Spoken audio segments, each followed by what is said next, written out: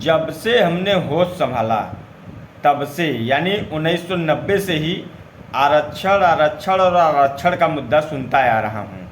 इसके पहले क्या हुआ मुझे इतना ज़्यादा जानकारी नहीं थी, लेकिन 90 के बाद तमाम जातियां देश की आरक्षण मांगने के लिए आंदोलन करने लगी, उसमें शामिल होने के लिए विरोध करने लगी, उसमें न शामिल किया जाए इसके लिए भी विरोध होने लगा। तमाम संघर्षों के बाद कुछ जातियों को आरक्षण प्रदान किया गया, सरकार ने मंजूरी दी, आरक्षण हुआ। लेकिन एसटी एसटी का आरक्षण जो है वो बहुत पहले से, भारत की आज़ादी के समय से ही चल रहा है। हर जगह उनको आरक्षण है, आरक्षित सीटें हैं, यहाँ तक कि पॉलिटिक्स में भी उनके लिए आरक्षण है। उसके बाद अब समस्या क्या आई, माननीय सुप्रीम कोर्ट ने एक आदेश जारी किया कि राज्य सरकारें अगर चाहें तो आरक्षण में भी आरक्षण दे सकती हैं। तो उनका ये मानना है कि जो अभी जातियां वंचित रह गई हैं उन्हें भी आरक्षण दिया जाए। लेकिन अब सोचने वाली बात यह है कि आखिर वो कौन लोग हैं जो आरक्षण देना नहीं चाहते। तो सबसे बड़ी बात उभर कर ये सामने आती है कि ओबीसी आरक्षण की बात आप समझ लीजिए। ओबीसी आरक्षण में यूपी में सिर्फ 5 जातियां हैं जो मजबूत मानी जाती हैं, उनकी राजनीतिक हिस्सेदारी भी है। सबसे ज़्यादा ओबीसी में यूपी में कुर्मी जात के विधायक हैं, फिर दूसरे नंबर पे यादव जात के विधायक हैं, मौर्य, सैनी, कुशवाहा, जाट, ये सब बिरादरी यूपी में ओबीसी में आती हैं। और लगभग 90% सरकारी नौकरियों और पॉलिटिक्स में इन्हीं 5 जातियों का दबदबा है। ये लोग ही उस आरक्षण का लाभ ले रहे हैं। हर जगह किसी भी विभाग के 5 जातियों की सूची आप बना लीजिए, सिर्फ 5 जातियां मिलेंगी ओबीसी आरक्षण कोटे से काम करने वाली। अब ओबीसी की चर्चा बंद करके थोड़ा एससी पर नज़र डालते हैं, शेड्यूल कास्ट की।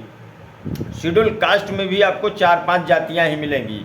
यूपी में एक जाति है बैसवार, पेशे से किसान या ये कह लीजिए कि लैंड लॉर्ड भी हैं, लेकिन ये लोग एससी कैटेगरी में आते हैं। मध्य प्रदेश में ये लोग ओबीसी में आते हैं। तो करते क्या हैं ये लोग खेल, ये लोग एमपी से यूपी में आके बस जाते हैं, थोड़ी सी ज़मीन लिखाते हैं और उसके बाद एससी आरक्षण में घुस जाते हैं और एससी आरक्षण का पूरा लाभ लेते हैं। एससी में मैं समझता हूँ बैसवार से मजबूत कोई जाति नहीं है यूपी में। दूसरे नंबर पे खटिक, चमार, जाटव, ये सब जातियां हैं। पासी भी बहुत मजबूत जाति है, जो कि इनका आरक्षण में, नौकरियों में और राजनीति में हर जगह इन्हीं के लोग पाए जाते हैं। 5-6 जातियों से ज़्यादा कहीं नहीं है किसी वर्ग में। आप जनरल में भी देख लीजिए, सिर्फ 5-6 जातियां ही आरक्षण का या किसी भी काम का पूर्ण उपयोग कर रही हैं।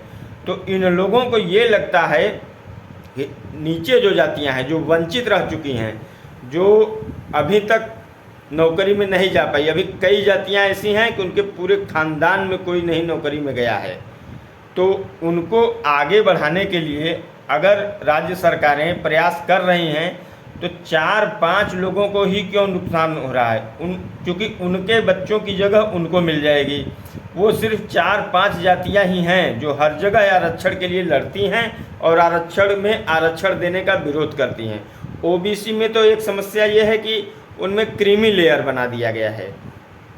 क्रीमी लेयर में मतलब आपकी इतनी आय अगर है तो आप ओबीसी नहीं माने जाएंगे, आपके बच्चे जनरल में फाइट करते हैं और ऐसा है। और एसटी एससी में प्रधानमंत्री तक को कहना पड़ा कि हम क्रीमी लेयर इसमें नहीं लाएंगे। सांसदों ने, अब सोचिए, सांसदों ने जिन्हें सबका वोट चाहिए वो प्रधानमंत्री से स्पेशल मिल रहे हैं कि नहीं क्रीमी लेयर मत लाइए, नहीं हमारे बच्चे कहाँ जाएंगे। बड़े आदमी जो आईएएस हैं, पीसीएस हैं, 2nd, 3rd और 4th क्लास के भी अधिकारी जो हैं, वो भी ये निर्णय लेने के लिए तैयार हैं कि अगर जातियों का बंटवारा हुआ तो उनके लोग 4-5 जो जातियां हैं, मैं फिर से गिना देना चाहता हूं, पासी, खटिक, धोबी, चमार, बैसवार, ये जातियां आरक्षण का 90% जगह पे इन्हों का ही कब्जा है। ये लोग कभी नहीं चाहेंगे कि बाकी वंचितों को लाभ मिले और वो इनके टक्कर में आके खड़े हों। जय हिंद साथियों।